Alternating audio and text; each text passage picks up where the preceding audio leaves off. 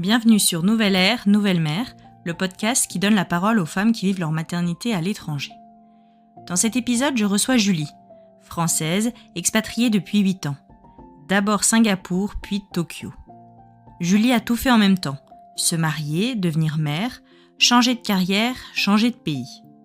Alors qu'ils n'avaient jamais vécu ensemble, son mari et elle décident de poser leurs valises à Singapour. C'est là qu'elle devient mère, loin de sa famille, dans un contexte déjà marqué par des défis de santé importants. Dans cet épisode, elle me raconte sa grossesse en plein Covid, un accouchement qui ne s'est pas du tout passé comme prévu, un postpartum difficile, traversé loin de tout le monde. Mais elle me parle aussi de tout ce que ça lui a appris, sur elle, sur la maternité, sur ce qu'on ne dit pas assez. Dans cet épisode, nous parlons de solitude, de santé mentale, du couple, d'épuisement, mais aussi de résilience, de reconstruction et de la femme qu'on devient de l'autre côté. Je vous souhaite une très belle écoute. Aujourd'hui, je reçois Julie et je suis ravie. Merci beaucoup d'être là, merci d'avoir accepté de me confier ton histoire. Je vais te laisser te présenter, nous dire ton âge si tu le souhaites, d'où tu viens, nous dire où tu habites aujourd'hui, avec une petite spécificité puisque ce n'est pas votre première expatriation, et nous parler de ta famille, avant de nous partager tes bonnes adresses et ton hack de maman expat. Plein de choses à dire. Déjà, merci de me recevoir, de m'enregistrer. J'ai cru à ce projet quand il était un tout petit embryon et je voyais le potentiel et je suis ravie de ce qu'il est devenu et je suis ravie de faire partie de l'aventure et d'être capturée dans tes portraits parce que ça fait longtemps qu'on en parle et qu'il était temps de le faire.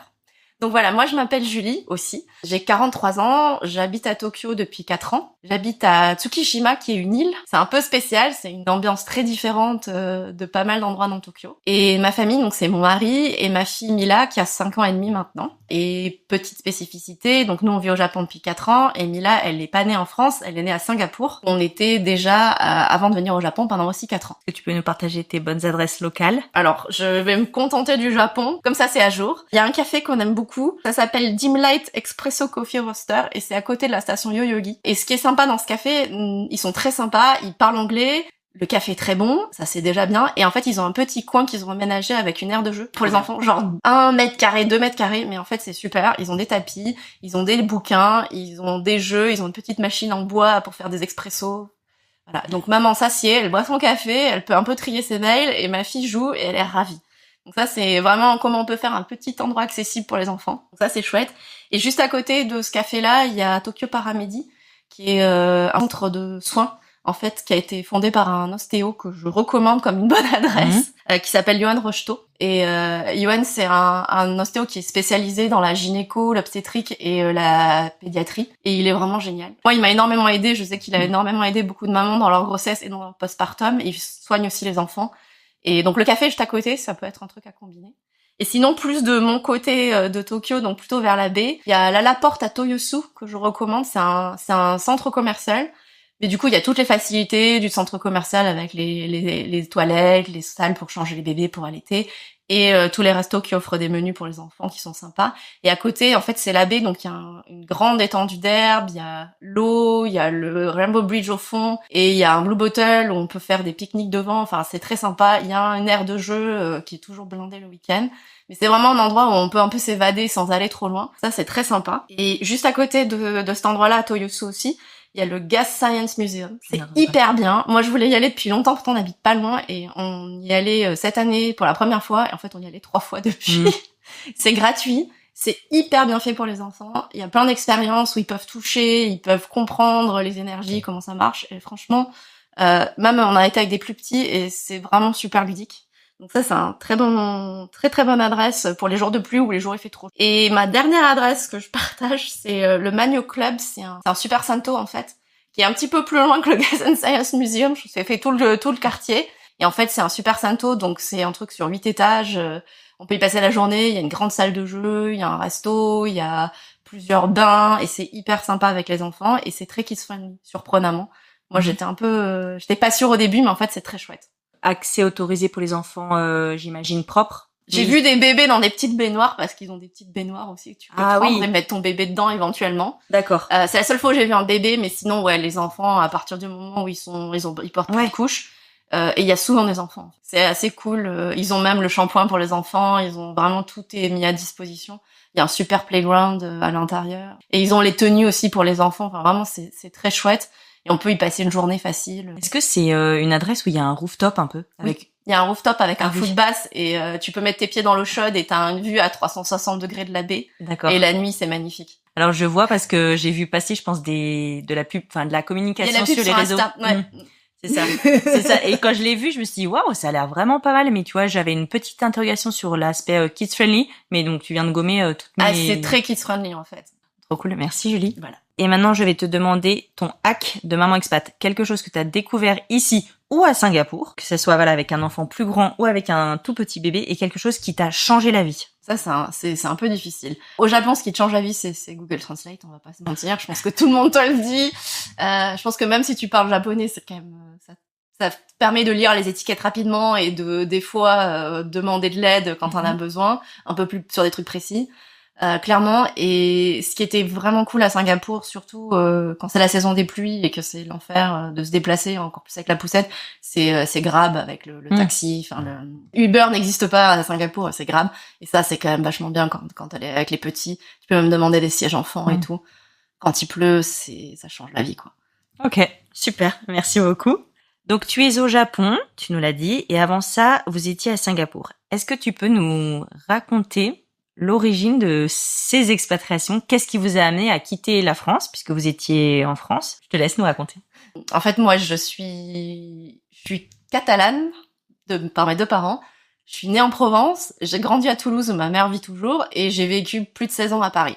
Donc c'est pour ça, quand on me demande d'où tu viens en France, j'ai toujours un moment d'hésitation. Et du coup, j'étais à Paris, j'ai rencontré mon mari à Paris. En fait, on avait tous les deux envie d'autre chose, de sortir de notre routine parisienne, et on travaillait tous les deux beaucoup et on n'avait pas beaucoup de temps pour nous. Et lui, il avait ce projet de partir avec sa boîte, de demander une mutation à Singapour. Et moi, je m'étais dit que je partirais dans tous les cas, et puis tu rencontres quelqu'un et tu fais d'autres projets.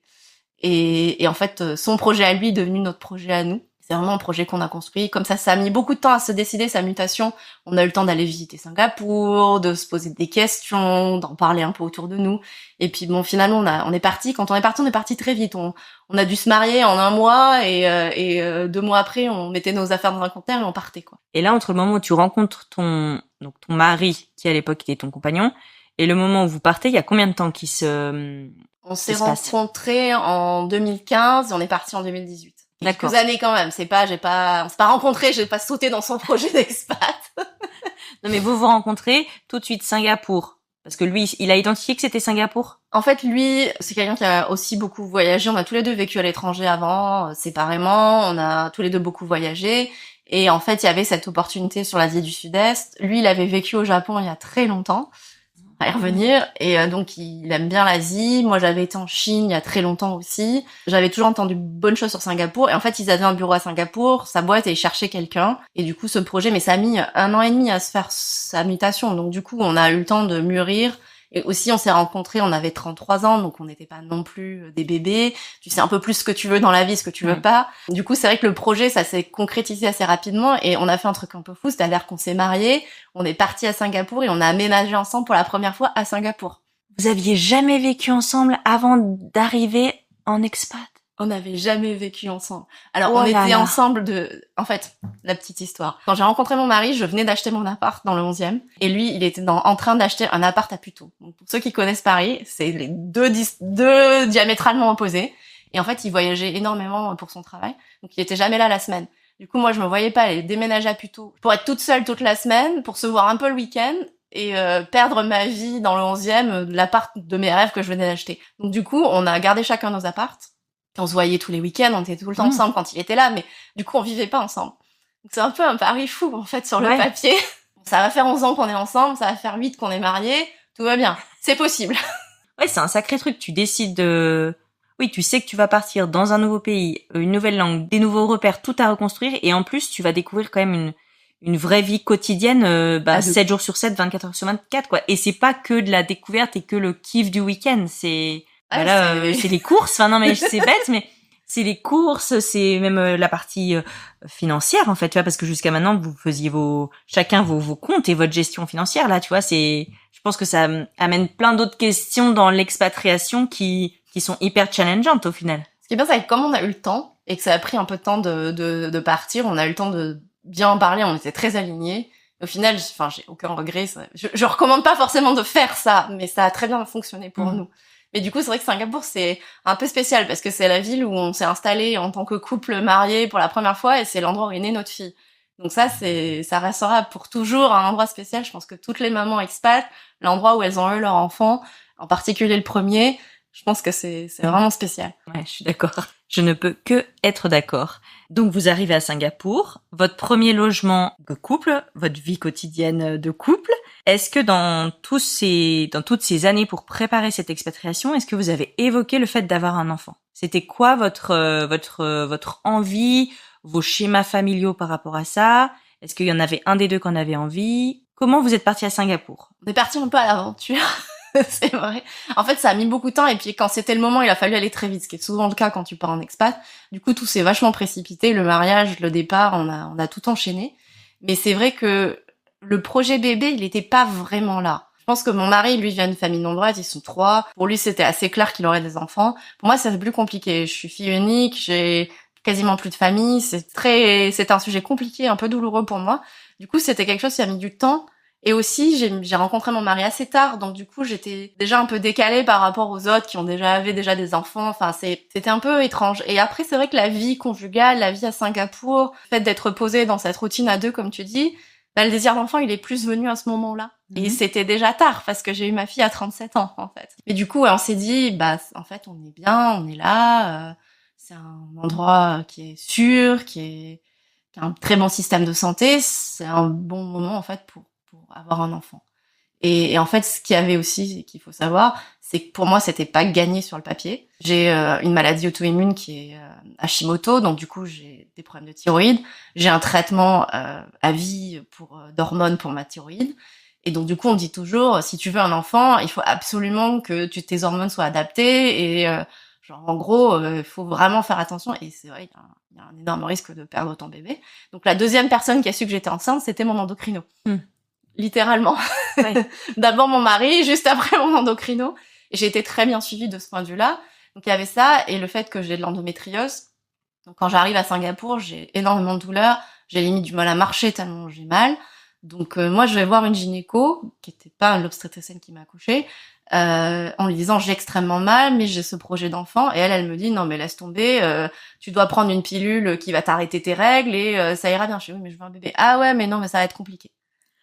Cette gynéco que tu consultes à Singapour, qui te l'a conseillé? Est-ce que tu as fait une recherche Google, genre gynéco English speaker ou... Ils parlent tous anglais là-bas, c'est l'avantage. Ok. C'est Singapour, tout le monde parle anglais, le système de santé est très bon.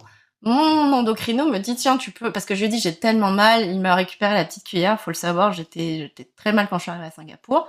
On a remonté mes hormones, j'étais anémie, enfin tout ça. C'est endocrino dont tu parles à Singapour. Lui aussi, tu l'as trouvé comment? Est-ce que c'est un endocrino qui t'avait été conseillé par ton endocrino en France? Non. Est-ce que c'est un endocrino qui t'avait été recommandé par ton assurance? Alors, là, je sais que cet endocrino, c'est moi qui l'ai trouvé en faisant des recherches sur les groupes des expats. D'accord. Donc c'est le point de départ en fait de tout mon suivi médical parce que lui a été central. Ouais, a été central parce que c'est un mec génial, très à l'écoute. Quand j'arrive, je te dis, je suis très fatiguée, j'ai énormément de douleurs. Le traitement que je prenais en France ne me va pas du tout. Et lui, il me récupère, je suis vraiment la petite cuillère. Je suis anémiée, pas vitamine D au bas des chaussettes, je vais vraiment pas bien. Donc il me change les hormones parce que c'est pas les mêmes hormones selon les pays. Ça aussi, t'apprends ça en expat. Ceci dit, c'est mieux de pas prendre de lévothyrox, donc j'étais contente. Je change d'hormones, il me remonte, je vais mieux, et je lui dis, ouais, moi, je voudrais un enfant. Et lui, il connaît tout le monde. Tu sais, c'est une petite île, ils se connaissent tous. Donc, du coup, il me dit, il y a cette gynéco, tu peux aller la voir. Et en fait, ça se passe très mal avec cette gynéco. C'est elle qui me dit, non, mais de toute manière, oublie ton projet d'enfant. En gros, c'était un peu ça. Et ce qui est drôle, c'est que je vais la voir, le soir même, je prends l'avion pour l'Europe. Je pleure tout le voyage, et c'est long, hein, le vol, parce que j'ai mal, et parce qu'elle m'a dit, j'aurais pas d'enfant. 15 jours après, je suis tombée enceinte. Comment on dit, pied de nez au destin? Exactement, la vie quand ça a décidé autrement. 15 jours après, je suis tombée enceinte, on était en Europe, Je sais très bien quand je suis tombée enceinte, c'était littéralement 15 jours après que cette dame m'a dit non mais c'est pas possible, t'auras pas d'enfant. Et j'ai eu une grossesse compliquée, mais j'ai mené ma grossesse à bien, ma fille va très bien, voilà. Donc des fois ça peut donner un peu d'espoir à certaines personnes, faut pas toujours écouter. Et j'ai changé de gynéco, ça n'a pas été la personne qui m'a suivie dans ma grossesse. J'ai été revoir mon endocrino, j'ai dit c'est pas possible. Je suis enceinte, déjà lui il était super content. Et en fait, tu choisis ton gynéco un peu en fonction de l'accouchement que tu veux avoir. D'accord. Parce qu'à Singapour, comme dans beaucoup de pays, je pense que c'est beaucoup le cas en Asie du Sud-Est, la césarienne est très pratiquée pour plein de raisons, pour des questions de sécurité, pour pouvoir choisir la date sur des jours auspicieux, ça c'est un vrai truc. C'est un des plus hauts taux de césarienne et moi je voulais pas de césarienne. Donc j'ai dit à mon endocrino, je veux un gynéco et qui soit pas un fou furieux de la césarienne qui me laisse le choix. Donc c'est comme ça que j'ai débuté. Tu choisis l'hôpital en fonction du gynéco ou là où il a les droits d'accoucher et en fonction de la type d'accouchement que tu veux. Donc là, dans ce que je comprends dans le parcours, t'as un suivi gynéco avec un gynéco de ville que tu vas consulter dans son cabinet et ensuite, lui, il est affilié à un hôpital. Et le jour où tu accouches dans cet hôpital, ils appellent ton gynéco. Ça fonctionne comme ça à peu près? Alors c'est encore plus compliqué. C'est-à-dire que le cabinet du gynéco, il est dans l'hôpital. Ah, oui, c'est des cabinets séparés les uns des autres. C'est un peu comme une galerie commerciale qui est dans l'hôpital. Et du coup, lui, il avait des privilèges dans 2 hôpitaux et j'en ai choisi un parce que c'était celui qui me paraissait le plus approprié pour nous. Et j'avais la chance, parce qu'on va quand même dire, ça coûte très cher d'accoucher à Singapour. Encore plus si t'as une césarienne, ce qui, spoiler alert, a été mon cas au final. Et du coup, moi, j'étais couverte par la CFE puisque j'avais l'assurance donc des Français de l'étranger. Aussi parce qu'avec mes problèmes de thyroïde, c'était très compliqué de m'assurer à Singapour, parce qu'ils voulaient pas m'assurer. Donc j'ai gardé la CFE et du coup j'étais extrêmement bien couverte. Donc financièrement, c'était pas un critère de choix. Pour certaines personnes, ça l'est et ça a un vrai impact. Bien sûr. Avant que tu nous racontes ta grossesse, l'accouchement, ta rencontre avec ta fille, moi j'ai une petite question sur la compatibilité de cette grossesse avec ton suivi endocrino. Puisque tout à l'heure tu parlais d'hormones, tu parles de ton endocrinologue que tu as tout de suite informé de cette grossesse. Est-ce que lui, quand tu vas le voir et que tu lui dis que tu es enceinte, qu'est-ce qui se met en place? Médicalement, c'est quoi l'impact pour toi avec cette grossesse? Est-ce qu'il y a des points de vigilance? Est-ce que ton traitement reste le même? Tu vois, du fait que tes hormones vont être complètement chamboulées par cette grossesse, ça se prend en charge comment ça? Succinctement, même si on n'est pas médecin, mais tu vois, juste de donner que je me rende compte un peu. Est-ce que ça a été lourd pour toi dans cette grossesse, cette partie-là?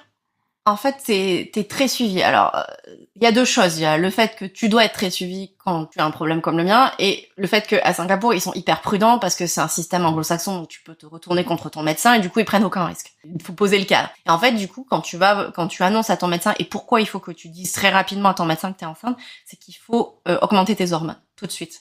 Sinon, tu vas perdre le bébé. En gros, c'est ça. Donc, du coup, tout de suite, t'augmentes tes hormones.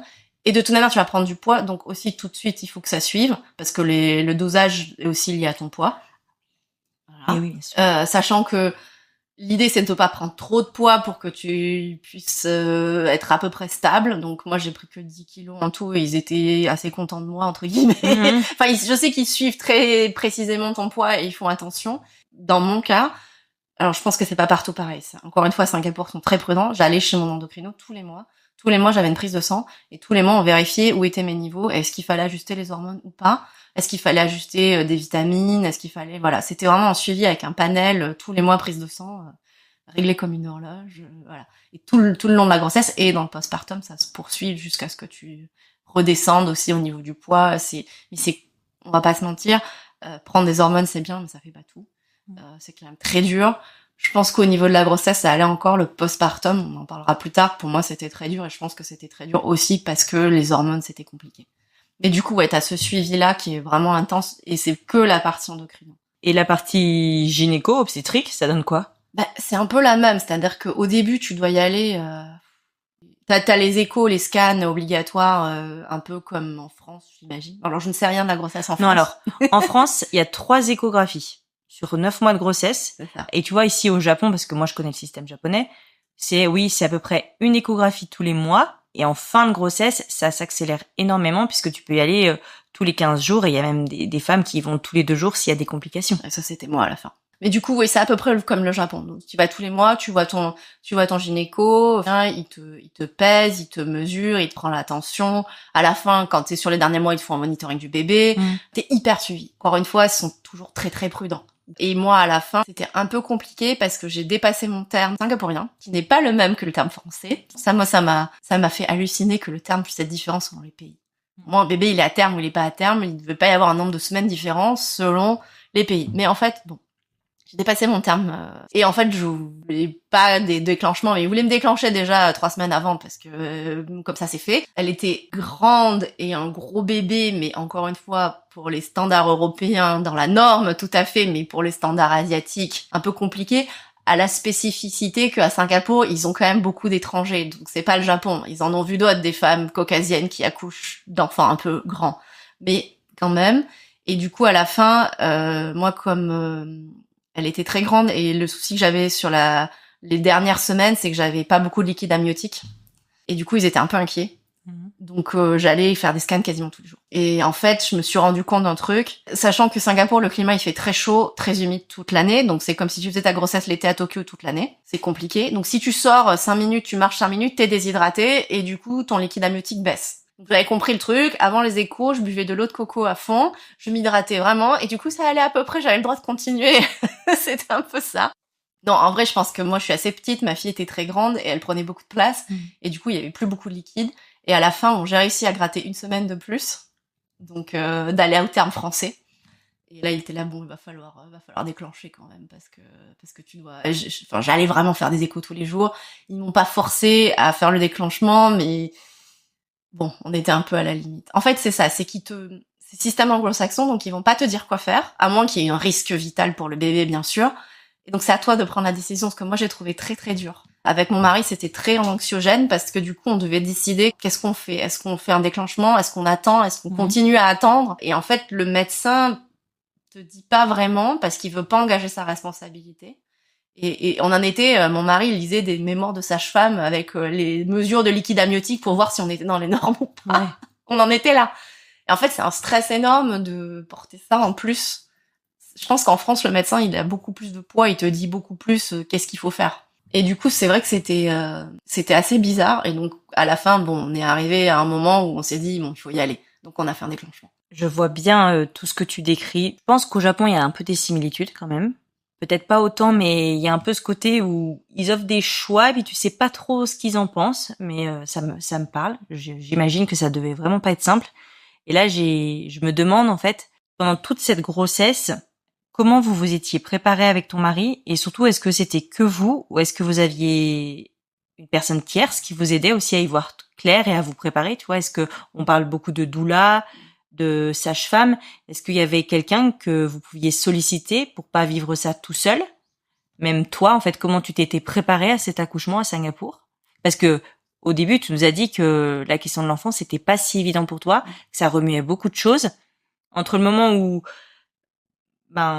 Julie célibataire ou dans un couple jeune à Julie enceinte, comment t'as processé tout ça en fait? Comment toi tu t'es préparé à traverser cette maternité, même dans ce corps qui change avec tout ce processus médical pour la maladie aussi, tu vois? Comment tu t'es préparé? Comment vous êtes préparé à ça? Ce que j'ai pas dit et qui a quand même une méga importance et que j'aurais dû dire, on est en 2020 et on est en plein Covid. Genre dans le dur du Covid, la grande majorité de ma grossesse, on est confinés. Alors c'est super parce que du coup mon mari est à la maison. C'est un avantage. C'est le point positif, je crois, des grossesses 2020, mais c'est le seul. Je crois qu'on n'a jamais passé autant de temps ensemble en fait. Ouais. Ça s'est très bien passé, donc ça c'est cool, ça a rassuré.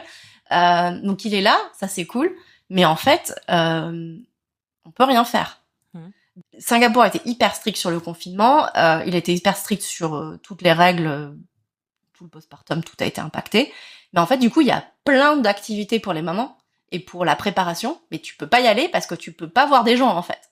Donc c'est hyper compliqué. Moi, je sais qu'à côté de chez moi, il y avait un groupe de mamans, ils faisaient des cours, ils avaient l'air d'avoir des super trucs. Et c'est fermé, en fait. Donc il y a plus rien. J'ai eu le droit à une baby shower parce qu'à un moment on a le droit de se réunir à 4, donc j'avais 4 copines, on a fait un mini truc pour mon bébé, mais en fait c'était un moment de répit où on a pu. Et sinon les hôpitaux sont vides parce que les gens qui ont Covid sont dans des endroits très séparés et tout ce qui est non essentiel est suspendu. Donc en fait quand moi je vais à l'hôpital il est vide. Grossesse, t'es en priorité bien sûr, donc je vais à l'hôpital, je ne vois personne, j'attends jamais pour rien, mais du coup t'es un peu tout seul aussi dans le soutien que tu veux. Et la chance qu'on a eue, on a trouvé une sage-femme française qui était à Singapour, qui fait de la préparation à l'accouchement et du suivi. On a fait des séances avec elle, qui venait à la maison, en fait. Confinement oblige. Enfin, on n'était pas confinés à ce moment-là, mais du coup, elle venait à la maison. Elle nous a fait des cours, elle nous a expliqué. On a beaucoup parlé de l'accouchement, des options. Elle a tout couvert, ce que je trouvais très bien. Et après, elle vient à la maison 2 ou 3 fois dans le postpartum aussi pour t'aider.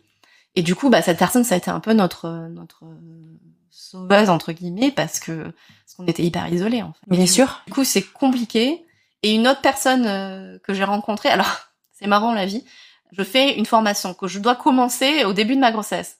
Et en fait, elle n'arrête pas d'être repoussée. Donc cette formation, je ne l'ai pas finie. Je l'ai finie une fois que j'avais accouché, 1 an après.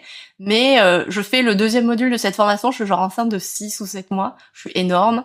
On est tous avec les masques, on est tous en distance. Et il se trouve que dans mon groupe, il y a une autre femme enceinte qui est enceinte de 2 semaines de moins que moi. Ou 3 semaines de moins que moi. Et la vie a fait que, en fait, on s'est retrouvés dans le même hôpital et on a couché à 2 jours de différence. Et on est toujours des amis, on est des amis pour la vie, ça nous a soudés. Donc on a partagé, j'avais enfin une copine enceinte, entre guillemets, une maman avec moi. Et quand on parlera du postpartum, je t'expliquerai, mais elle nous a beaucoup aidés à ce moment-là.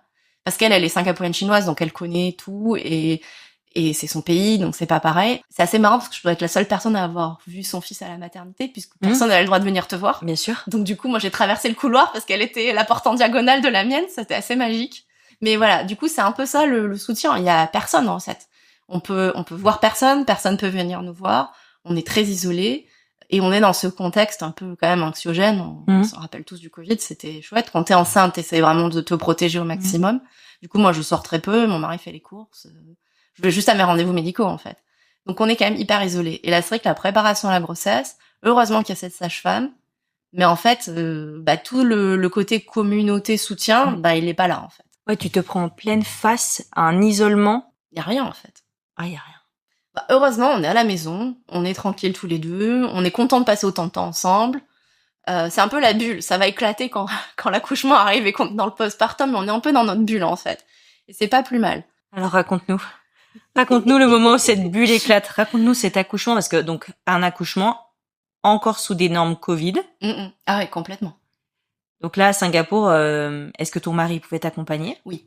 Et il pouvait être là pendant le travail? Ou est-ce qu'il pouvait juste être là au moment où le bébé allait venir au monde? Alors, Singapour, ils sont pas comme au Japon. Ils te séparent pas. Mon mari, il a été avec moi tout le temps.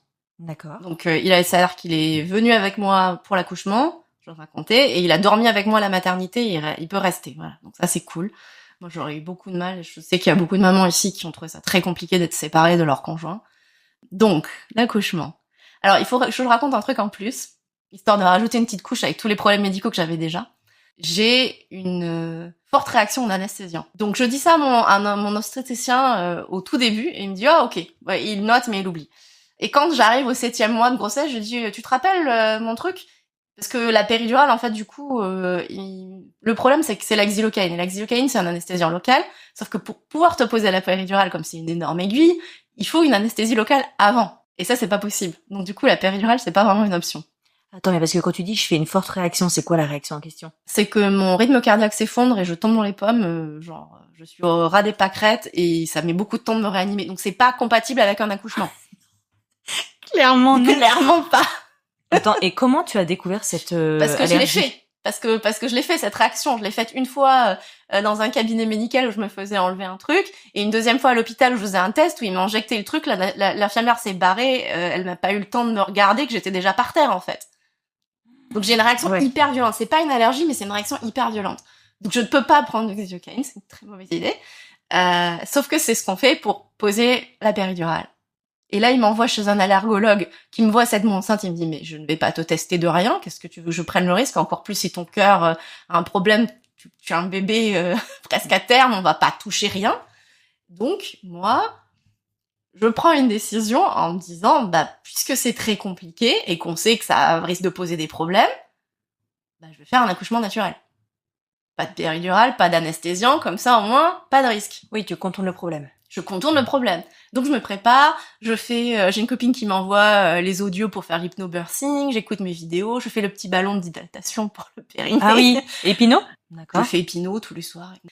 je suis dans cette logique-là, sauf que mon bébé ne descend pas. J'ai passé mon terme, c'est un cas pour rien, j'arrive à mon terme français. Il y a plus d'eau dans le liquide amniotique, va falloir y aller. Bon, va falloir y aller, on déclenche. Que moi, je pars au déclenchement, et au fond de moi, je sais que ça va finir en césarienne. Je le sais. J'ai pas envie, je l'entends pas, je le dirai pas à voix haute, mais au plus profond de moi, j'en suis persuadée. Donc je pars. Et là, en fait, donc j'arrive à la maternité. Un truc bizarre, ça c'est Singapour aussi. Tu payes la chambre à partir de minuit. D'accord. Donc ils te disent, viens à minuit. Pourquoi pas? Donc à minuit, on débarque avec mon mari. Lui, il reste faire les papiers, donner sa carte bleue. Hein. Non, on avait validé avec l'assurance avant, donc tout était pris en charge, mais il fait les papiers. Moi, je monte et ils te mettent. Alors j'y ai réfléchi parce que tout est un peu flou. Ils te mettent en salle de travail au début. Et donc ils font pas les injections d'ocytocine à Singapour. En tout cas, moi, j'en ai pas eu. Je sais pas si c'était un choix de mon médecin. Ce qu'ils font, c'est les tampons. Donc, ils te mettent un tampon qui est censé faire effet. Donc, ils mettent le premier tampon.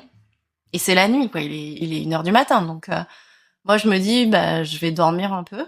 J'essaye. Mon mari sur le fauteuil à côté, il arrive à vaguement à dormir. Moi, j'écoute des trucs de relaxation. Il se passe rien. Le tampon fait rien. Je suis pas bien. Bon, clairement, je suis pas bien. Je sais pas si c'est le stress ou si c'est les produits, mais je suis pas bien, mais il se passe rien. Arrive 6h, gynéco vient. En fait, le problème, c'est que je dilate pas. J'ai pas de contraction. Et le bébé descend pas. Deuxième tampon, là je me dis c'est la journée, c'est plus efficace si tu bouges, donc je marche, je fais des allers-retours, j'ai mon ballon et tout. Bon là au bout d'un moment je crois qu'il me remonte dans ma chambre parce que je suis pas en travail. J'entends les femmes qui accouchent à côté et je me dis ça fait peur mais en même temps j'aimerais bien y aller. Et bien en fait il se passe rien. Et il se passe toujours rien, donc ça fait 18h, je suis toujours à jeun, j'en peux plus. On t'a pas proposé à manger pendant tout? T'as pas le droit de manger au cas où tu dois partir en césarienne. D'accord. Donc si après les 6h, ils m'ont donné un peu à boire et genre un cracker quoi. Et je suis partie pour 6 heures de plus. Donc je sais pas comment, si j'avais dû accoucher, je sais pas comment j'aurais fait pour avoir la force, mais c'est un problème. Non, ils sont hyper stricts. Ils sont hyper stricts parce qu'au cas où tu dois avoir une anesthésie, du coup, tu peux pas manger. Donc là, ça fait 18h. Mon gynéco revient. J'ai dilaté à 0. Enfin, il se passe rien. J'ai 0 contraction. J'ai l'impression qu'elle remonte, ma fille, qu'elle est sous mes côtes, en fait, au lieu de descendre. Esprit de contradiction. Et là, mon gynéco est vachement bien. Parce qu'il avait quand même poussé pour la césarienne avant, et le déclenchement et tout. Et là, il me dit, si tu veux, il y a aucun problème, on refait un 3e tampon. Et il me laisse le choix, vraiment, en me disant, il y a aucun souci, si tu veux. Parce qu'il y a 2 alternatives. C'est soit on refait un 3e tampon, soit on fait une césarienne. Ouais. Globalement, c'est ça. Et il me laisse vraiment le choix. Et je sens qu'il me soutient dans ce que je choisis. Et moi, j'ai dit, non, mais c'est bon, j'en peux plus. Il se passe rien. Je suis dilatée à rien du tout. J'ai pas de contraction. Elle descend pas. Et c'est l'œuf et la poule, en fait. Si tu dilates pas, ça descend pas. Si tu contractes pas, ça dilate pas. Et si tu enfin, c'est infernal. Et je sais qu'il va rien se passer, en fait. Et bizarrement, tu vois, avec le recul, j'avais très très peur de l'accouchement par voie basse. Je sais pas pourquoi. Maintenant, je serais ravie de le faire, en fait. Mais j'avais très très peur de l'accouchement par voie basse.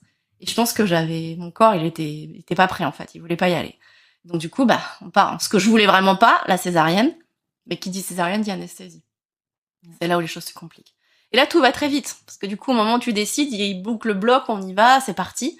Donc moi, je pars bloc. Mon mari, ils le font venir, ils lui font mettre une espèce de hazmat suit. Il est en combi intégral avec son masque et tout. Et alors là, ce qui est très drôle, c'est que quand il arrive, je suis déjà ouverte en 2. Le médecin lui fait « T'as peur du sang ?» Non, non. Et là, il lui dit « Prends des photos. » Quelle idée. Ubuesque. Et donc, du coup, c'est assez drôle, avec le recul. J'ai des photos de tout mon accouchement. Je vois ta tête, les auditeurs ne la voient pas, mais c'est assez drôle. Donc du coup, mon mari, qui n'a pas peur du sang, mais c'est quand même un peu choquant, il prend des photos. Et je vois, tu as une image où tu vois, il a sorti avec moi ouverte, quoi. Enfin, c'est... Wow. Quelque part, je suis contente de le voir. Oui, j'imagine. Non, mais tu penses que ça peut être un très beau cliché et une fois que t'as un peu processé tout ça, digéré cet accouchement, cette césarienne et tout ça, mais... Ouais, enfin, même pour ton mari, tu vois, même, moi, je m'imagine sans ça. Tu vois, situation inverse, c'est, bon, voilà, c'est mon mari qui porte notre enfant, il faut rentrer. Vous avez perdu sang? Non, mais quand même de là à regarder c'est quand même une opération, c'est un acte chirurgical. Enfin, c'est quand même t'es littéralement ouverte en 2, en fait, hein.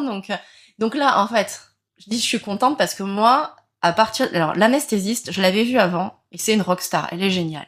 Et, je sais pas, je pense qu'elle a un 6e sens où elle connaît très bien son métier. Elle me pose la péridurale, je ne sens rien, comme une chef, extraordinaire. Et dès que je suis endormie, enfin, du coup, le bas, je suis pas bien. Je suis pas bien, j'ai la nausée. Instantanément, je me sens vraiment mal. Elle me regarde, me dit ça va pas. Je dis non, ça va pas.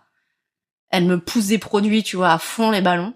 Et donc moi, tout l'accouchement, et c'est pour ça que je suis contente d'avoir les photos, je flotte au-dessus de mon corps. Genre, je flotte et mon truc, sachant que je sais ce que je sais par rapport à mes réactions aux anesthésiens, c'est il faut que je reste éveillée jusqu'à ce qu'elle crie. Je veux l'entendre crier et savoir qu'elle va bien. C'était la lutte contre moi-même, en fait, pour rester consciente et entendre mon bébé crier et savoir qu'elle était ok, quoi. T'as l'attente je veux entendre le cri, en fait. Ils la portent pas tout de suite à Singapour, ils la prennent, ils la nettoient, ils font tout ce qu'ils ont à faire. Et elle crie. Et là, je me dis, ok, ça va. J'ai fait ce que j'avais à faire. Elle est en bonne santé, elle est née. Ouais, elle est née. C'est limite, je peux mourir maintenant, c'est pas ça, mais... Mais là, tu penses à ça, toi? Quand tu dis, je m'accroche au fait qu'il faut que je reste éveillée, je veux l'entendre, est-ce que quand même, dans un coin de ta tête, comme tu connais tes réactions et que t'es quand même en train de vivre un acte chirurgical important, notamment, qui peut parfois induire une énorme perte de sang, est-ce que là, à un moment, cette pensée, elle te traverse l'esprit, genre, je vais crever, en fait? En fait, je suis trop dans le flou. Tu sais, je suis vraiment... Je lutte pour rester consciente et je veux juste savoir qu'elle va bien, en fait. Et du coup, il me la pose, mais il me la pose tellement près. J'ai le masque, hein, bien sûr, c'est pendant le Covid, tout le monde a le masque. Il me la pose, genre, sur la poitrine, hyper près, donc je la vois à peine. Il y a mon mari, ok, c'est cool. Et là, on fait un selfie, parce que Singapour, donc l'anesthésiste, elle fait un selfie, donc j'ai le selfie de la naissance. C'est ubuesque, moi, je suis au 12e degré, mais je suis contente d'avoir ces photos, au final. Prête à les montrer encore à ma fille, peut-être un jour si elle veut les voir quand elle sera beaucoup plus grande. Mais moi, je suis contente de les voir parce que j'ai l'impression d'assister à mon accouchement, en fait. C'était à peu près ça. Et donc là, il se passe un truc aussi qui va avoir beaucoup d'importance. Mon mari part avec Mila. Pour la garder, on avait dit qu'on voulait faire le skin to skin et ça, il n'y avait pas de souci. Et moi, je reste. Et là, je sais pas ce qui se passe. Je me réveille en salle de réveil, je sais pas. J'ai aucune idée de ce qui s'est passé. Je suis out. Donc là, t'as perdu connaissance. Ouais, je sais pas si j'ai perdu connaissance. Est-ce qu'ils m'ont poussé des médocs pour me faire dormir? Vraiment, je sais pas. Je sais que j'ai eu de la morphine à ce moment-là, mais je sais pas. Donc moi, je suis out.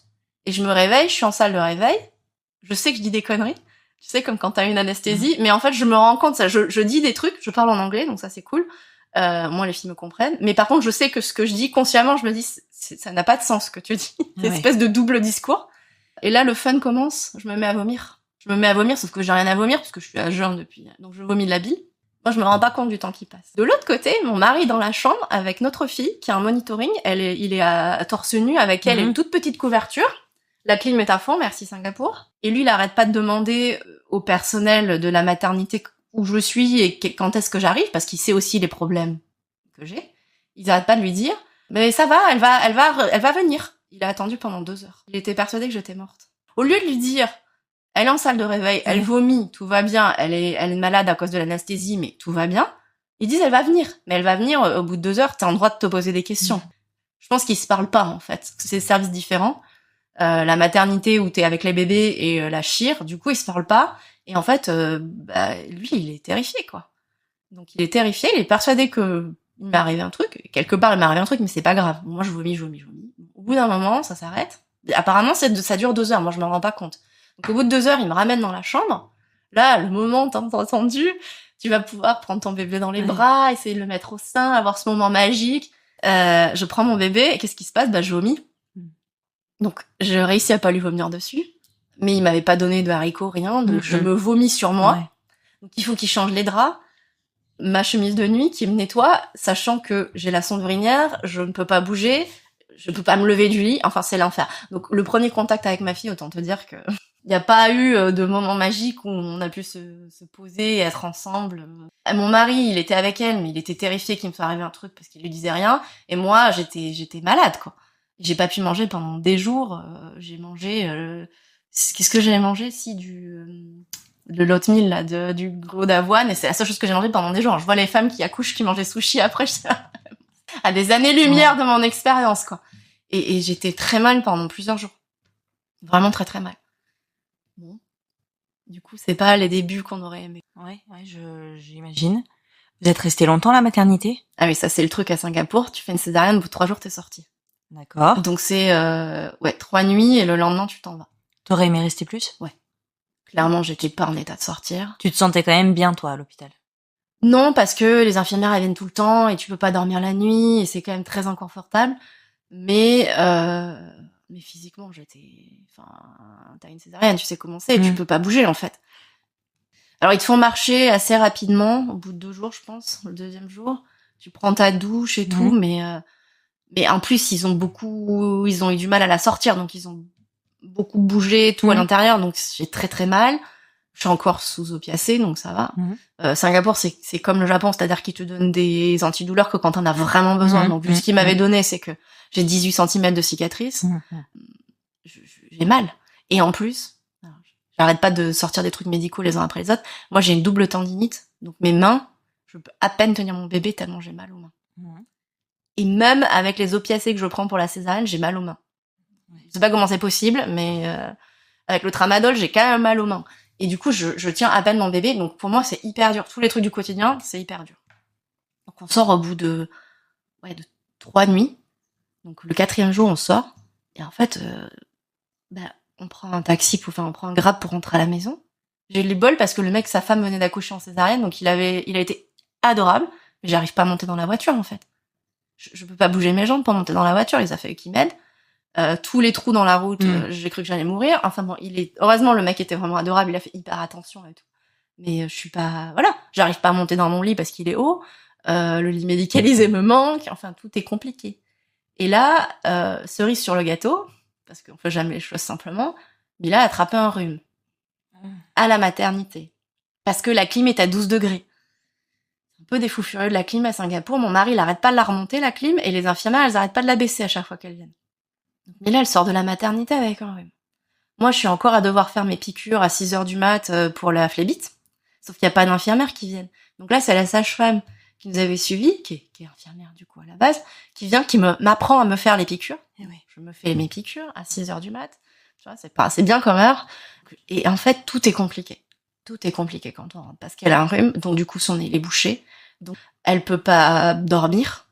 On peut pas la coucher. Parce qu'elle s'étouffe. Moi, je peux pas la garder sur moi parce que j'ai mal avec la cicatrice et ça, c'est un vrai problème. Je peux même pas me tourner pour la prendre dans le lit, c'est hyper compliqué.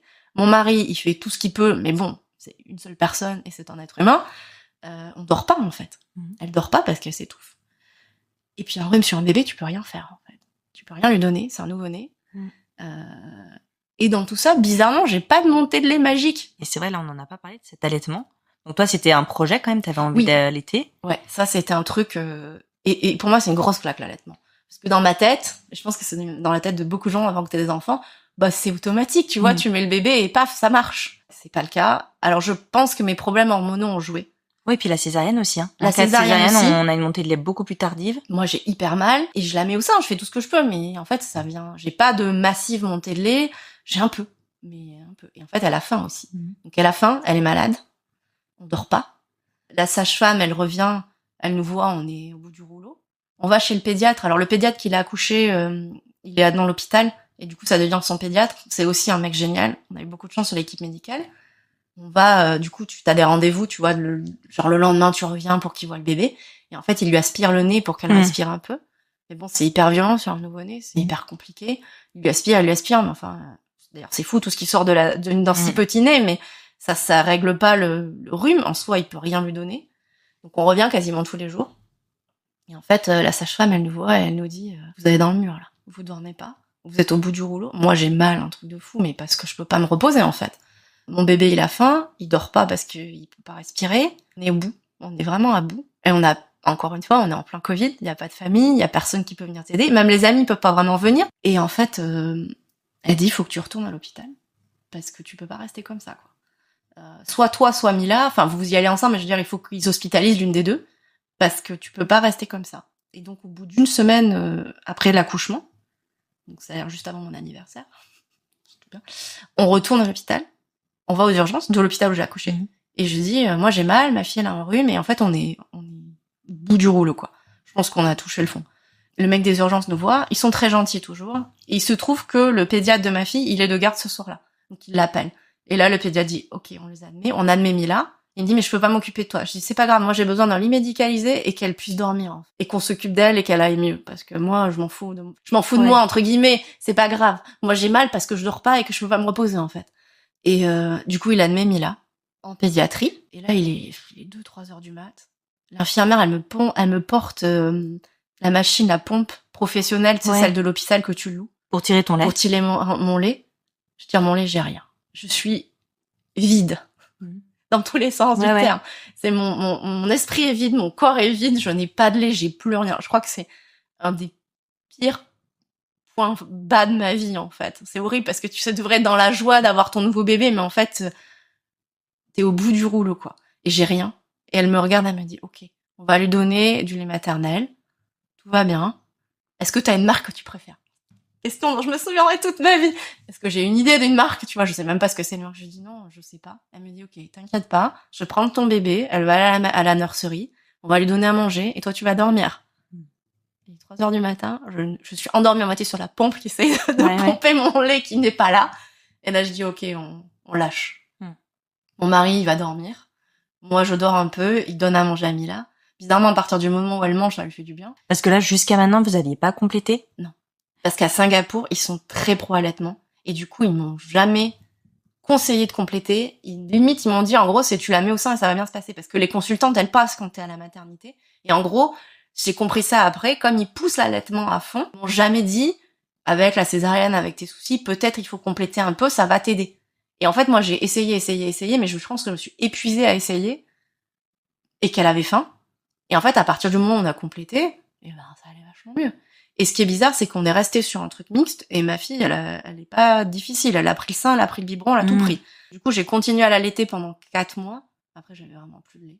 Ah, donc au final, ta montée de lait, t'as réussi à restimuler?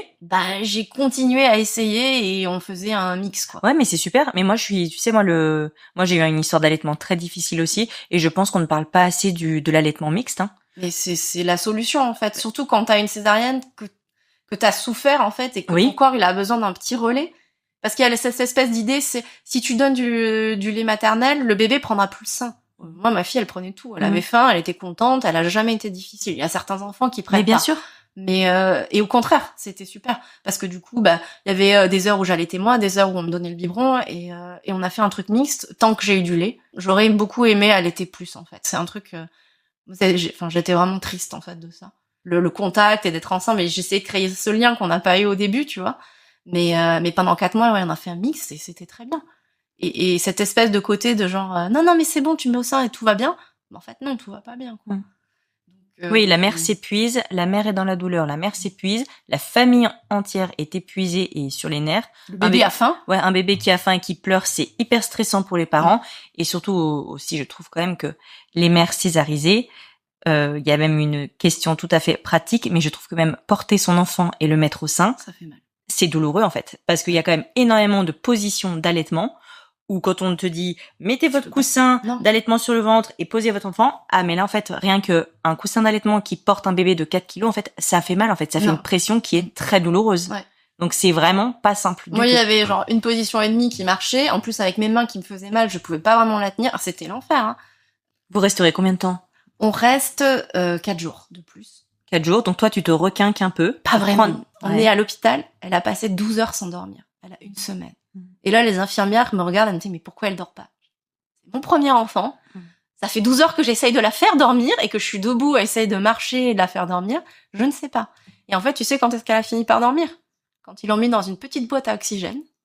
Alors, elle a comme un bocal d'aquarium, avec sa tête dedans, et de l'oxygène à fond. Et là, elle a dormi bizarrement. C'était un peu en désespoir quand moi j'ai dit j'en peux plus, elle dort pas, elle s'étouffe, qu'est-ce qu'on fait? Enfin, Et là, le docteur dit ok, on va la mettre sous oxygène. Et bizarrement, elle a dormi à partir de ce moment-là. Donc c'est vraiment un problème qu'elle n'arrivait pas à respirer, elle était pas bien.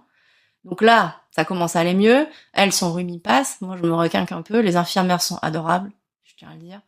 Mais moi, mon truc pendant ce séjour-là, c'est pas je me repose, c'est il faut que je trouve une solution pour quand je rentre à la maison. Bien sûr. Parce que ils m'ont gentiment réadmise.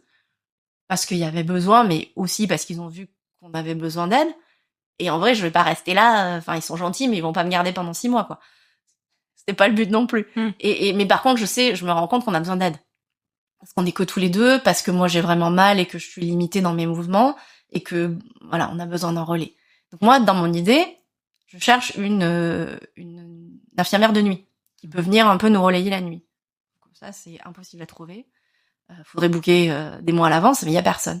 Et donc là, j'ai écrit à ma copine qui était enceinte en même temps que moi, qui entre-temps a accouché et que j'ai vue, et elle, chinoise de Singapour, elle a une confinement nanny. Donc là, confinement nanny, c'est un truc qui se fait beaucoup dans toute l'Asie du Sud-Est. C'est une dame, alors des fois c'est ta mère ou ta grand-mère, les jeunes générations c'est plutôt une dame, donc c'est le métier, qui vient vivre avec toi pendant au moins un mois et qui s'occupe de ton bébé, avec toi, et qui t'apprend, et qui s'occupe de toi aussi. Oui, c'est une femme qui viendra passer 1 mois dans la cellule familiale pour prendre soin de la mère et de l'enfant et appliquer des principes de la médecine chinoise, en grande partie sur l'alimentation. Donc nous, ce qu'on avait fait avec mon mari, parce qu'on savait quand même qu'on allait être dans le jus, on avait demandé à l'hôpital où j'ai accouché les repas. Parce que l'hôpital te propose ce service où il te prépare des repas qui sont bons pour la femme enceinte, donc qui suivent ces principes de la médecine chinoise, et il te les livre à domicile. C'est super ça. C'est cher, mais ça devrait être un truc que tout le monde fait en fait. Ouais, c'est génial. Comme on n'avait pas prévu d'avoir cette nanny, on avait fait ça. On avait pris sur 15 jours. Et donc là, on est à 10 jours. Moi, je suis à l'hôpital. Je sais qu'on a besoin d'aide et qu'on va pas s'en sortir. Je parle à ma copine. Elle me dit, mais contacte l'agence où j'ai trouvé ma confinement nanny. Peut-être ils peuvent t'aider. Et moi, dans mon idée, je cherchais quelqu'un sur 15 jours. Donc là, ils me disent, on a quelqu'un qui est entre 2 contrats. Si tu veux, elle peut venir, genre, demain, quoi. Et donc, du coup, t'as une vieille chinoise de Malaisie qui débarque et qui va venir chez toi et te dire quoi faire. C'est particulier. Donc là, vous rentrez à la maison. Donc ouais, on sort de l'hôpital, la 2e hospitalisation, hein. Et du coup, la dame qui devait venir, elle vient nous rencontrer. C'est une vieille dame, hein, elle a facile, c'est dur, hein. Elle a facile 65 ans, enfin, elle est en fin de carrière. Elle a beaucoup d'expérience, elle vient de Malaisie, c'est une chinoise de Malaisie, elle vit à Singapour, elle fait que ça. Elle a déjà travaillé avec des couples étrangers, elle parle un peu anglais. Bon, et puis en fait, on n'a pas vraiment le choix, tu vois. C'est elle ou personne. C'est elle ou personne, surtout on a besoin d'aide. Ouais. Nous, c'est pas notre truc. Pour le contexte, à Singapour, c'est très classique, pour les Singapouriens comme pour les expats, de vivre avec une helper qui vit chez toi. Et nous, ça a jamais été notre truc. On aime beaucoup notre vie et notre intimité et on n'a pas vraiment envie d'avoir quelqu'un à demeure chez nous. On était très bien tous les deux. Maintenant, on est tous les 3. Et en fait, là, on a besoin d'aide. Oui, il faut ouvrir la porte de votre maison pour que quelqu'un puisse venir vous aider. Parce que il n'existe pas de service où cette dame peut venir, par exemple, je sais pas moi, de 8h du matin à 8h du soir. Ça n'existe pas. Il faut qu'elle réside chez vous. Oui. Donc vous, à ce moment-là, vous avez quand même la possibilité de lui offrir une chambre. En fait, elle s'installe dans la chambre de Mila. D'accord. La chambre de Mila, on a un canapé-lit parce qu'avant c'était notre chambre d'amis. Et elle est gentille, cette dame. Elle est très gentille. On continue à s'envoyer des messages régulièrement. Elle demande des nouvelles de Mila.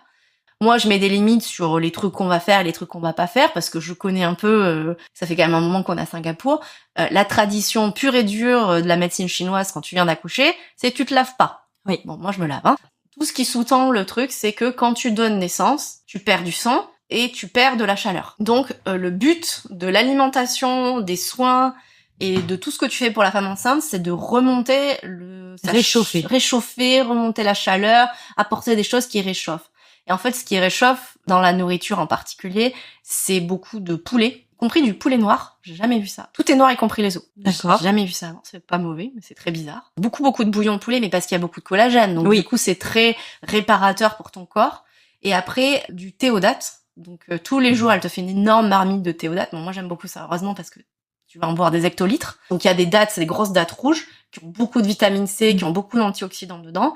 Et après, t'as des baies de goji, t'as plein d'herbes, elle achète ses paquets, elle fait sa marmite, et tu bois ça toute la journée. Et très honnêtement, je pense que l'alimentation... Donc du coup, elle prend le relais des repas qu'on avait commandés. Elle cuisine pour nous, elle adore cuisiner. Mon mari, il aime cuisiner, donc ils cuisinent ensemble. Ils discutent cuisine tous les deux. Et elle nous fait quand même c'est très bon, c'est très copieux. Moi, je pense que ça m'a vachement aidé à remonter la pente, physiquement, à récupérer. Parce que, justement, le collagène, les vitamines, c'est hyper bien. Alors, elle fait ça, elle aide la maman. Donc, si t'as pas de césarienne, elle te fait les massages et les enveloppements du ventre. Oui, elle te resserre le bassin. Donc moi, avec la césarienne, tu peux pas le faire. Je porte déjà la gaine et tout le tralala, donc elle peut rien faire. Si t'as des engorgements, elle peut masser tes seins, elle peut t'aider sur tous les trucs. Bon, moi, j'ai pas vraiment ça parce que j'ai pas assez de lait. Mais quand même, elle t'aide, elle t'explique. Et après... Donc moi je me lave, mais son deal c'était ok, y a pas de souci, tu te laves. Parce que normalement tu te frictionnes avec des herbes, mais tu te laves pas. Moi je me lave, mais tu te sèches les cheveux. Tu sors pas avec les cheveux mouillés, parce qu'à Singapour t'as pas vraiment besoin de te sécher les cheveux. Donc là c'était pendant le postpartum, tu gardes bien au chaud, tu sèches tes cheveux, tu sèches bien ton corps, tu restes pas avec l'humidité qui peut créer du froid en fait. C'est toujours la logique. Et bon, donc ça c'est par rapport à moi, et puis par rapport à Mila. Elle dort dans la chambre de Mila et entre-temps, on a du coup mis Mila dans sa chambre. D'accord. Elle dort plus avec nous, Mila, elle dort avec la nanny. Et donc, ce qu'on fait, c'est qu'on se relaie. Elle fait genre le biberon à 2h du mat et moi, je me lève à 5h pour faire le sein. D'accord. Donc, comme ça, on peut dormir un peu. Ça permet de relayer. Et puis, du coup, c'est tout... aussi des trucs où elle te montre pour le bain, les trucs et astuces, pour t'occuper du bébé. Donc, c'est un peu la transmission qu'avant tu avais, quoi, parce que ta mère venait t'aider, quoi. Ouais. C'est un peu ça. Donc, c'est exactement ce que j'allais te demander, j'allais te dire. Est-ce que du fait qu'il y ait cette vieille dame, je dis vieille dame, est-ce que du fait qu'il y ait cette dame qui pourrait expérimentée, et oui, surtout qui pourrait être ta mère dans l'âge, en fait, clairement. Est-ce que ça, ma question, elle est double. Est-ce que ça vous a fait aussi un peu du bien au cœur et de vous sentir accompagné et soutenu dans ces premiers, à la fois aussi, est-ce que ça vous a justement déchiré le cœur, en fait, de vous sentir peut-être si loin aussi de votre famille, tu vois? C'est une bonne question. Pas vraiment, parce que elle est là, elle t'aide, mais c'est aussi très transactionnel. Donc elle est là parce que tu la payes. Donc ça, tu le sens? Ouais, tu le sens. Tu le sens, et puis moi, elle me racontait toujours ses histoires avec les autres nannies et tous les trafics d'argent. Donc tu sens, t'es pas non plus dans la bienveillance, t'es quelqu'un qui est sympa, qui s'occupe bien de toi, mais qui est là parce qu'il y a de l'argent à faire. D'accord. C'est son boulot. Ouais. C'est pas ta mère, hein, clairement. C'est pas si doux non, et enveloppant. Non, c'est pas ce sentiment-là. C'est pas ce sentiment-là. Et après, de toute manière, pour nous, la question se pose pas parce que la famille peut pas venir. Après, on a tous les deux des relations avec nos familles qui sont pas forcément fusionnelles, on va dire. Donc c'est pas, ça a toujours été dans notre tête, on serait loin et c'est parti du truc. D'accord. Et pour te donner une idée, c'est à tel point avec le déménagement au Japon et le Covid, toute notre famille n'a rencontré Mila que quand elle avait 2 ans. Parce qu'on n'a pas pu rentrer avant, en fait. Donc du coup, il y a pas ils l'ont jamais vu bébé, en fait. Bien sûr, tu filmes, tu fais des FaceTime et tout, mais c'est pas pareil. Ouais, c'est pas pareil. Donc il y a cette distance-là aussi par rapport à la famille. Mais ouais, c'est pas doux. En fait, rien n'est doux au niveau de notre début. Ça s'est arrangé après, mais... ouais, j'imagine. Mais toi, tu vois, toi qui es jeune maman, on sait quand même à quel point on est vulnérable. Tu as vécu cet accouchement alors que tu ne le projetais pas de cette façon. Tu projetais un allaitement qui ne s'est pas passé comme prévu. Tu projetais une rencontre avec ton bébé qui ne s'est pas passé comme prévu. Non, mais tu as tout... Ah oui, c'est le mot d'ordre, qui s'est pas passé comme prévu, voilà. c'est... Voilà, ce postpartum, peut-être que t'imaginais différent aussi, avec un bébé, qui pleure beaucoup, qui a du mal à respirer. C'est quoi les émotions qui te traversent? Parce que moi, je me projette, j'imagine vivre tout ce que tu vis là, mais la solitude, tu sais, la solitude intérieure. En fait, oui, t'es dans un appartement et il y a 3 autres personnes, ta fille, ton mari et la confinement nanny, ok, mais la solitude intérieure, en fait. Tu vis ça comment, toi? Et puis tu peux pas aller à des groupes de mamans. Oui. Tu peux pas. Enfin, t'es seule, quoi, parce que le contexte te rajoute une couche en plus. Alors très honnêtement, c'est une période où on va pas bien, ni mon mari ni moi. On a vu une psy tous les deux, séparément, à ce moment-là, parce qu'on justement sur la recommandation de la sage-femme, parce qu'on va pas bien en fait. Et clairement, le moment béni avec l'enfant, on n'est pas du tout là. C'est venu beaucoup plus tard. Et moi, la connexion avec ma fille, je l'ai sentie beaucoup plus tard parce qu'en fait, on est tellement dans une situation impossible que voilà quoi. C'est le cycle essorage de la machine à laver, quoi. Vous êtes dans le jus là et il s'arrête pas. Ouais. Il y a toujours un truc qui tombe après, tu sais. Mais du coup, ouais, c'est très dur. C'est pas une période joyeuse en fait. Ça a duré combien de temps ça? Mais après, ça s'enchaîne si on va partir au Japon, quoi. Alors, Mila, 1 mois, 1 mois et demi. Mila, 1 mois et demi, la confinement nanny quitte l'appartement. Ouais. À peu près, c'est ça? C'est à peu près ça. Ouais, elle est restée 1 mois et demi. On est autonome. Enfin, on est autonome, mais tout est dur, quoi. Tout est dur. Sortir, moi, pousser la poussette sur le bord de la rivière, parce qu'on habite au bord de la rivière, j'ai du mal, en fait. C'est après, j'ai compris, ah oui, mais t'as perdu tes abdos profonds, et du coup, tu es pas stable, et du coup, pousser la poussette, c'est pas si facile que ça. Tout est dur, mais on remonte un peu la pente, bon, voilà. Et en fait, ce qui se passe, c'est que Mila, elle a 6 mois, quand commence à y avoir des soucis au niveau du boulot de mon mari. Ils pensent que soit ils vont le renvoyer en Europe, soit ils vont fermer le bureau. Nous, on a un contrat local, on n'est pas expat. Donc, il se dit, il faut que je cherche un autre job. Donc, t'as un nouveau-né sur les bras, tu dois chercher un nouveau job. On est encore dans le Covid, hein, on est début 2020. Et il se trouve que, professionnellement, il y a une opportunité intéressante au Japon. Il se trouve que mon mari a vécu au Japon quand il était ado et qu'il a toujours voulu y revenir. On se dit, ça a du sens. On est parti au Japon en lune de miel quand on était à Singapour, donc avant d'avoir Mila. J'ai beaucoup aimé le Japon, j'y suis allée 2-3 fois. On se dit pourquoi pas. Et donc en fait, il engage ce processus pour changer de taf. Et là, tu te dis tout va bien, c'est cool, ils vont partir au Japon. Mais en fait, non, c'est pas cool, ils vont pas partir au Japon parce que le Japon a entre-temps fermé ses frontières, parce que la boîte n'a pas fait les papiers assez vite. On était dans les temps, sauf qu'ils ont traîné. Sauf qu'entre-temps, il avait démissionné de son boulot où il était depuis 10 ans, qu'on avait un nouveau-né, qu'à Singapour, t'as pas de visa, tu t'en vas. Donc, on se retrouve dans cette situation un peu anxiogène de savoir qu'est-ce qu'on fait. Il réussit à avoir son propre visa à Singapour. On a attendu 1 an de partir au Japon, où il a bossé depuis la chambre, depuis des cafés, avec Mila bébé. Et entre-temps, pour donner le contexte, moi, j'avais commencé avant de tomber enceinte. Ouais.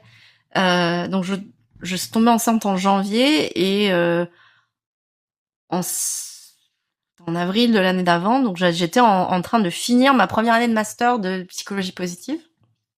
Donc, bien sûr, j'avais suspendu mon master qu'en mi-année. Donc, j'ai 1 an de pause entre mes 2 années, mais je reprends mon master. Il a 1 an. Elle va à la garderie le matin. Et moi, je recommence mon master parce que je veux finir, parce que j'aimerais travailler, parce que voilà. Donc, je suis en train de faire la 2e année de master. Mon mari, il bosse de la maison comme il peut.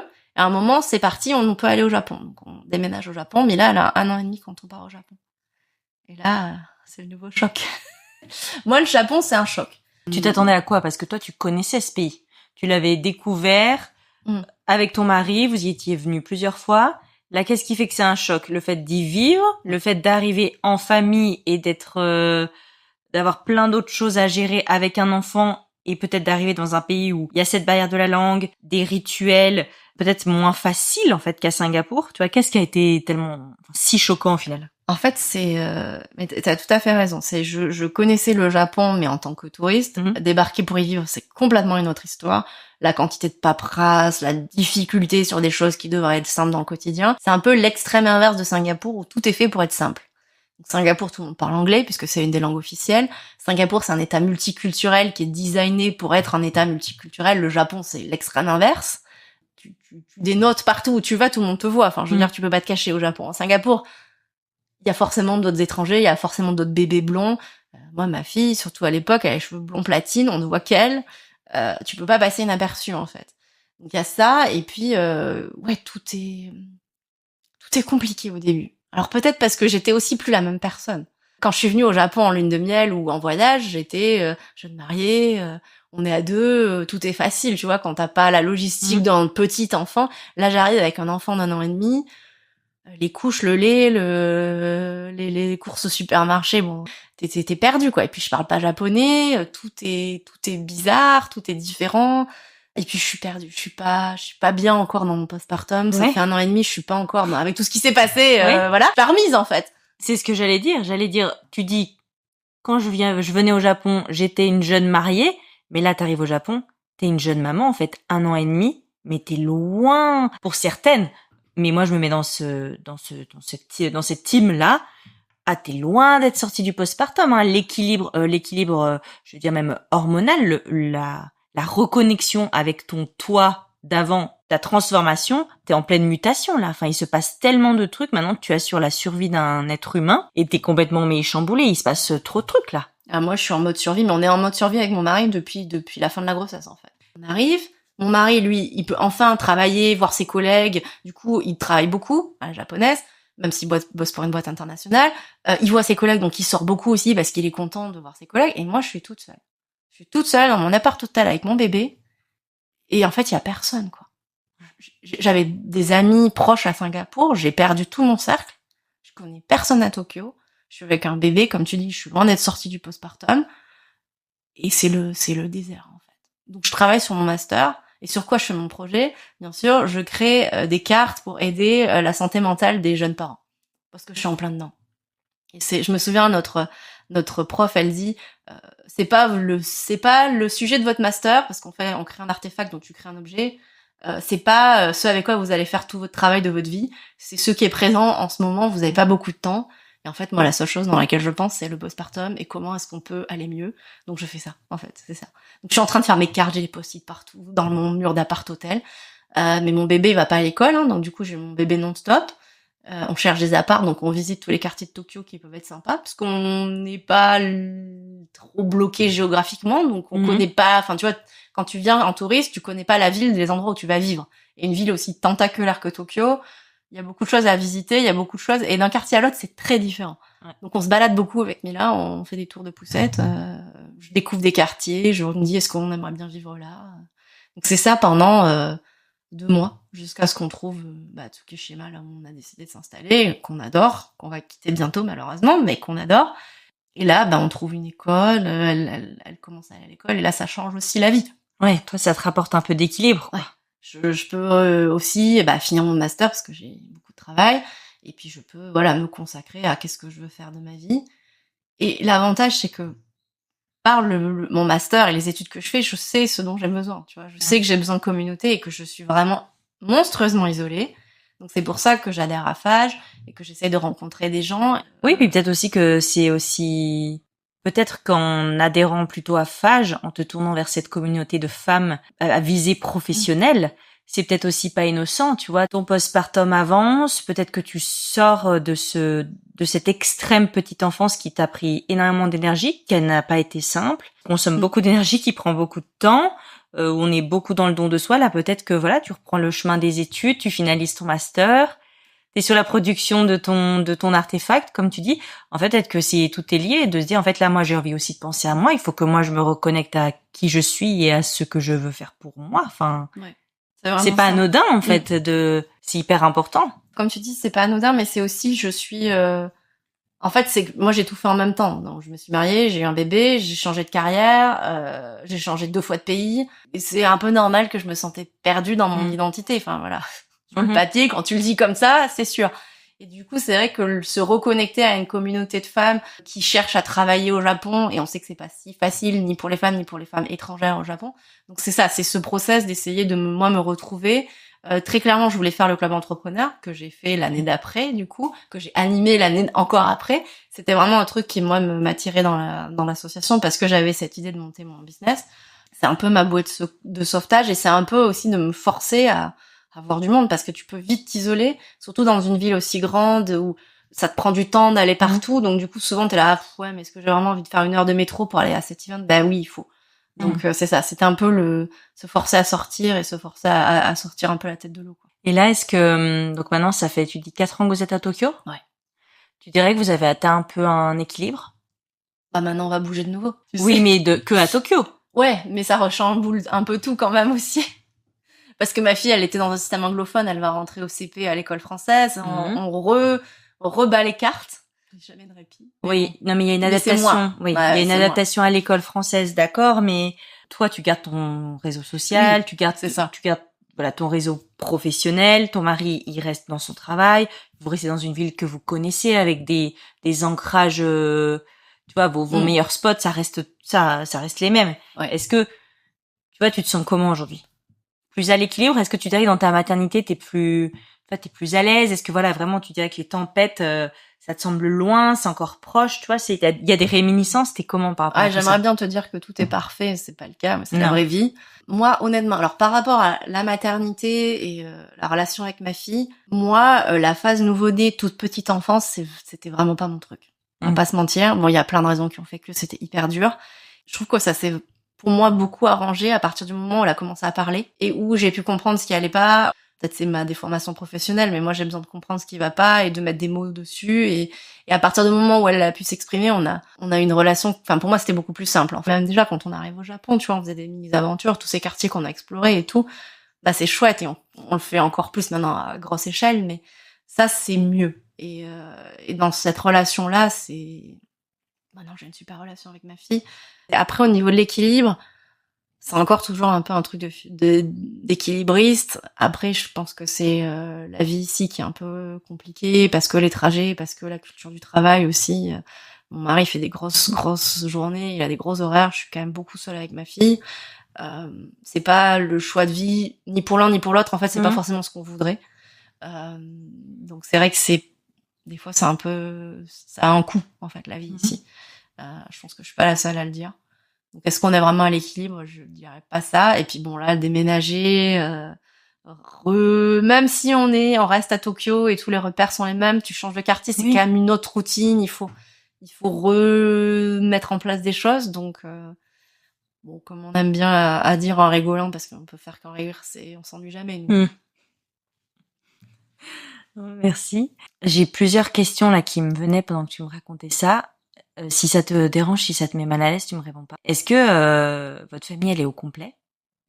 Ouais. Est-ce qu'elle est au complet parce que c'était votre schéma, ou est-ce qu'elle est au complet de par votre histoire et de ses premiers pas dans la parentalité quand même ouais, c'est difficile, et puis je pense aussi je vais dire qui abîme. C'est peut-être pas le mot, mais ou alors qui abîme et qui fragilise, tu vois, parce que je pense qu'on est tous inégaux dans nos relations déjà amoureuses, dans notre couple, dans la parentalité. Quand on devient parent, devenir parent loin de chez soi, c'est un bouleversement dans un bouleversement.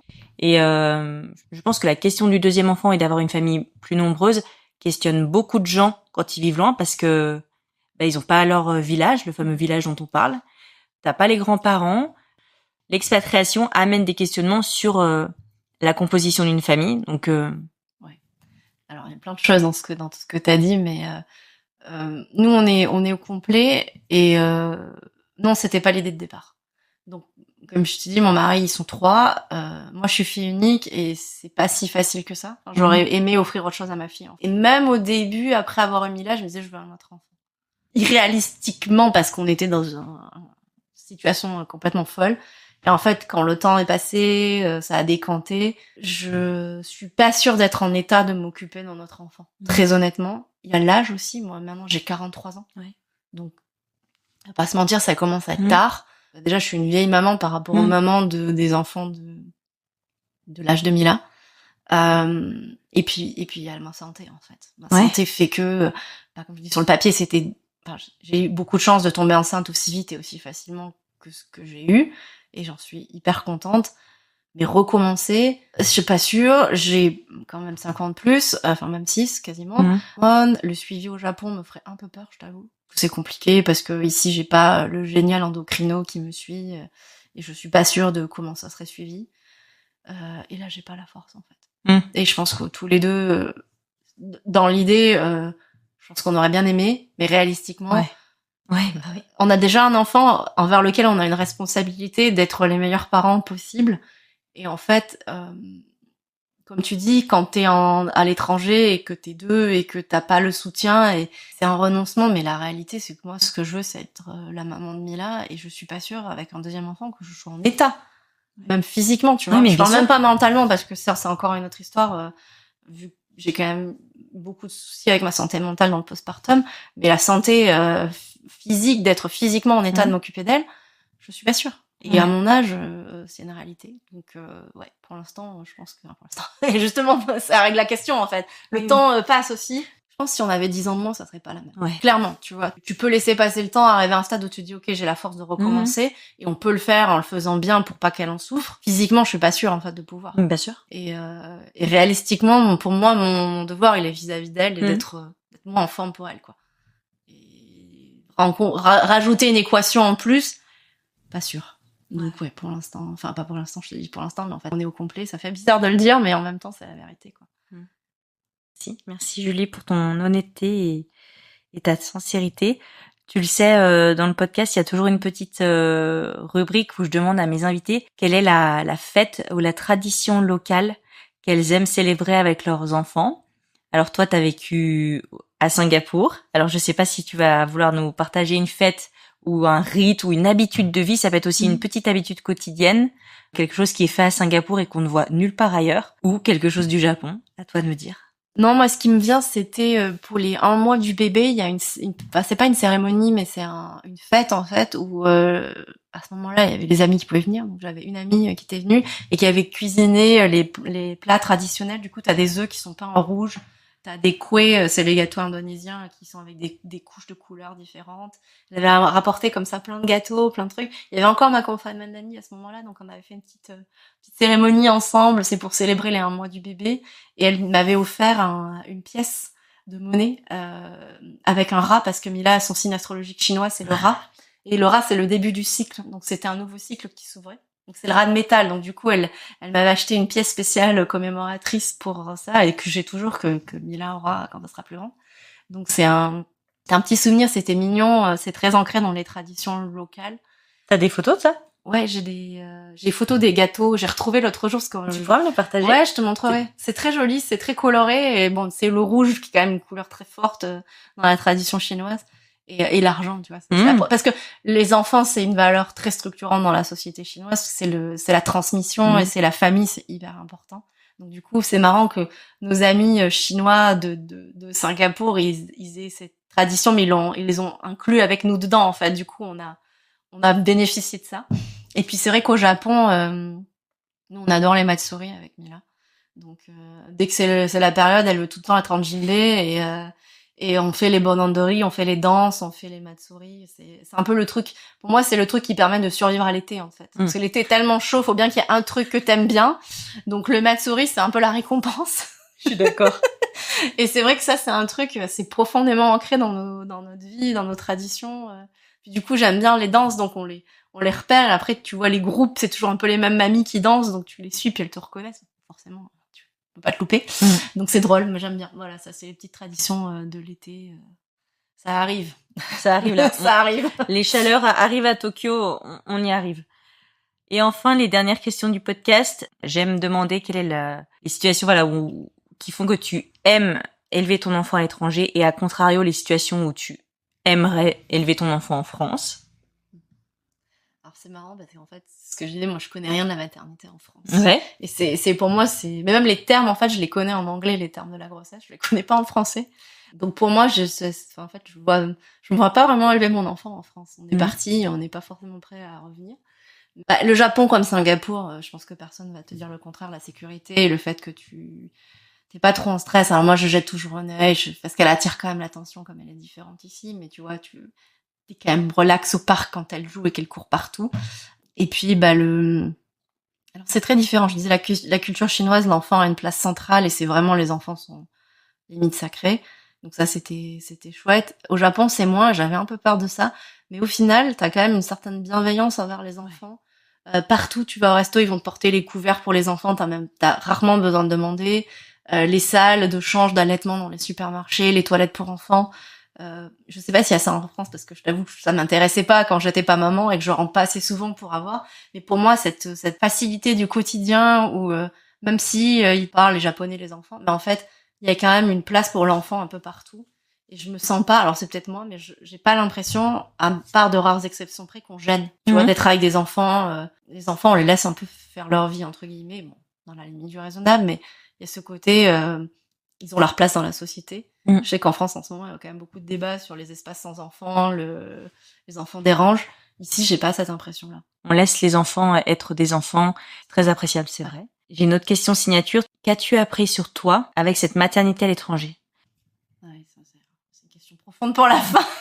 Je pourrais te faire 2 heures dessus. Moi, ça m'a complètement transformée. Ce que je disais, je suis plus la même personne. Je pense que c'est le cas pour la plupart des mamans. T'es plus la personne que t'étais avant de devenir mère. Quand tu deviens mère à l'étranger dans un pays, une culture qui est complètement différente de la tienne, c'est exponentiel en fait. Bon, moi, j'ai eu une expérience, pas dire facile, ça m'a complètement brisée, mais ça a donné lieu à autre chose et je suis en paix avec la personne que je suis devenue. Ça m'a prouvé que je pouvais trouver un chemin à travers des choses hyper difficiles et hyper sombres. Et ça m'a donné aussi beaucoup de compassion parce que faut pas assumer par avance que quelqu'un va forcément bien et forcément dans la joie parce qu'il vient d'avoir un enfant ou que tout va bien parce que tu vis sous les tropiques. On a beaucoup besoin de nuances et j'avais déjà ça avant, mais je pense que c'est le baptême par le feu, quoi. Ça m'a vraiment prouvé à quel point il faut faire attention et il faut être délicat et il faut écouter les gens. Donc ça m'a vraiment démultiplié mes capacités d'écoute et je pense que ça fait de moi une meilleure coach à l'heure actuelle parce que justement je sais que c'est loin d'être évident et qu'il faut se méfier de ce qui est projeté de l'extérieur, ce qui se passe à l'intérieur en réalité. Et ça vaut autant pour la maternité que pour l'expatriation. Donc pour la maternité en expatriation, c'est, comme tu dis, c'est exponentiel. Est-ce que voilà, du fait que t'es forte aujourd'hui de cette expérience qui n'a pas été facile, est-ce que tu as un conseil particulier que tu voudrais adresser à des gens qui nous écoutent, qui s'apprêtent à vivre ça? Demander de l'aide. Ouais. Demandez de l'aide, même si ça vous semble, même si vous pensez que c'est ok, que c'est facile, ça le sera pas.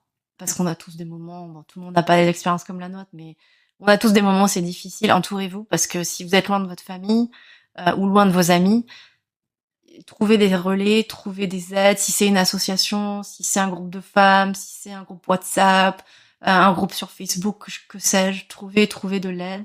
Et restez pas seul, parce qu'en fait, on a toutes des vécus très différents, mais il y a des fils conducteurs. Et l'isolement, quand on est en expat et qu'on devient maman, c'est un vrai truc et ça a un poids monstrueux. Il faut pas porter ça toute seule. Je suis d'accord. Et écoutez le podcast, vous n'êtes pas seule. Et merci Julie de faire ce podcast, parce que ça donne une voix à nous toutes. Et je pense que ça peut apporter du réconfort pour beaucoup de gens, en fait. Et ben, je l'espère, c'est pour ça que je le fais. Un grand merci, Julie, pour toutes tes...